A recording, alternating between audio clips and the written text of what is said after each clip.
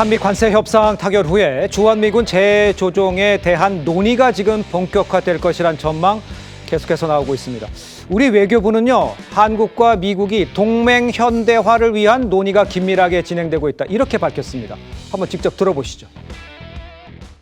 안규백 국방장관과 이제 헤그세스 미 국방장관이 동맹 현대화와 관련된 협력을 강화해 나가자라는 보도 자료가 나왔었습니다. 한미 외교장관 회담 차원에서도 동맹 현대화가 논의되는지 여쭙. 한미 양국은 21세기 현 국제 정세와 복합 위기에 당면해서 동맹 현대화를 위한 논의를 긴밀히 진행하고 있었고, 이번 외교장관 회담 계기에도 관련 논의가 있을 것으로.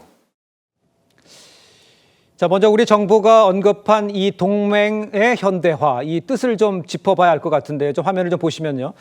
자, 미군의 역할을 북한 억제에서 인도 태평양 지역까지 포괄해서 대중국 억제로 확장하는 것을 의미를 합니다. 그러니까 지금까지는 중국과의 관계를 고려해서 우리 정부가 사용을 자제해 왔었는데 이제 공식적으로 언급을 합니다.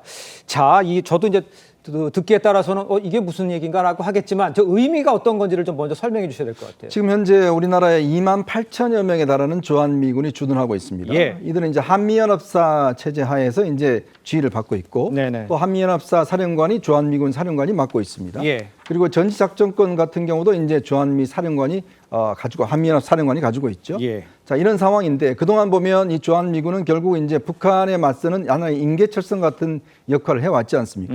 근데 이게 최근에 여러 가지 이제 미국의 대중국 방어라든지 대중국 견제가 강화되면서 역할 변화를 요구하고 있는 겁니다. 예. 뭐냐면 주일미군과 주한미군이 인도 태평양 지역의 어떤 역할들, 자, 이런 걸로 이제 성장하면서 북한이 아니라 북한을 포함해서 중국까지도 어떤 봉쇄하는 전략, 훈련도 마찬가지겠죠. 자, 그런 걸로 바뀌어지면 이제 전반적인 주한미군의 역할이 바뀌는 겁니다. 그래서 네. 현재 주한미군의 스트라이크 군대라고 하는 이제 이동하는 6개월마다 이동하는 예. 전투부대가 있습니다. 이게 한 5천 명 정도 되는데요.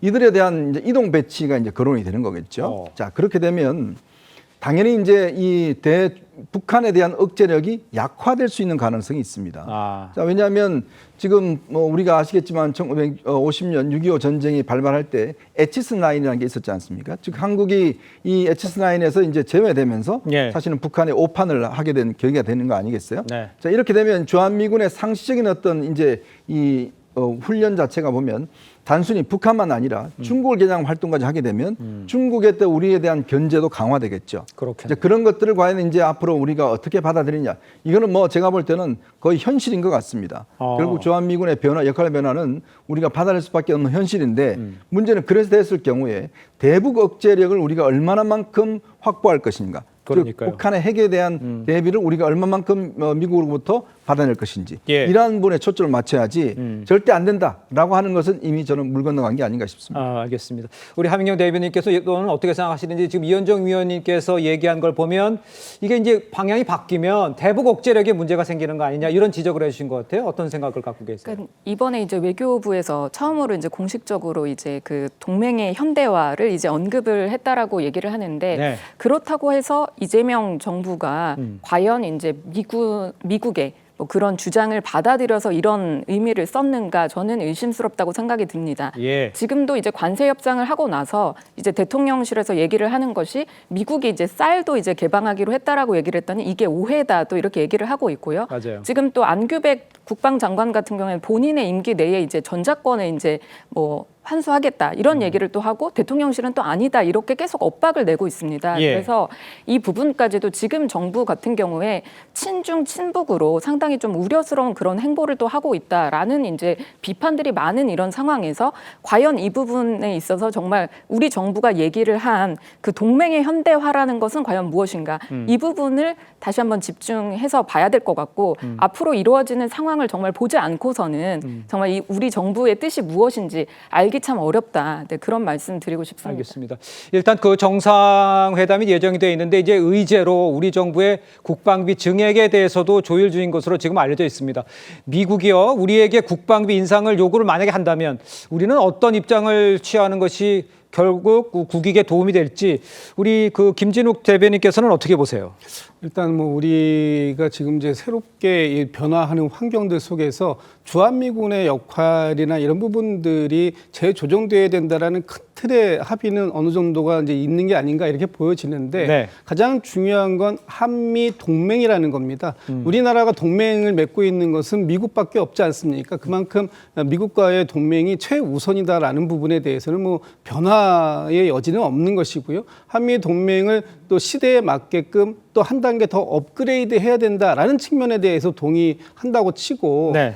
그만큼 우리가 이제 어떤 이 주한 미군의 역할이 재조정된다면 아무래도 이 그 대북 억제력을 확보할 수 있는 그런 강력한 부분은 또 당연히 해야 동맹으로서 요구할 수 있는 건 요구해야 되는 것이죠. 네. 특히 전략 자산의 어떤 배치라든지 순환이라든지 이런 부분들에 대해서 우리 국민들이 안심할 수 있는 그런 단계까지 도달해야 된다라는 부분은 뭐 기본적으로 있을 것 같고요.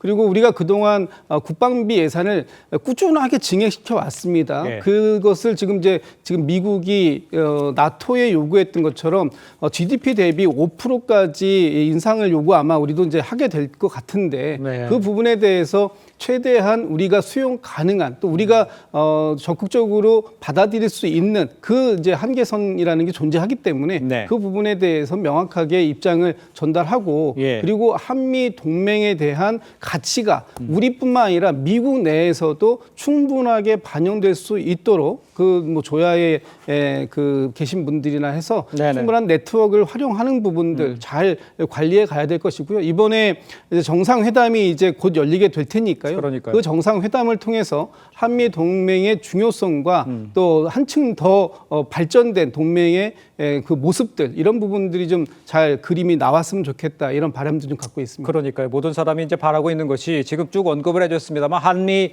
정상회담에서 이제 이러한 변화된 한미 관계, 국방 관계 이런 것들이 그야말로 테이블에 올라와서 논의를 해야 되는 상황이기 때문에 걱정하는 분들이 많다 이런 얘기를 함께 제가 드리도록 하겠습니다.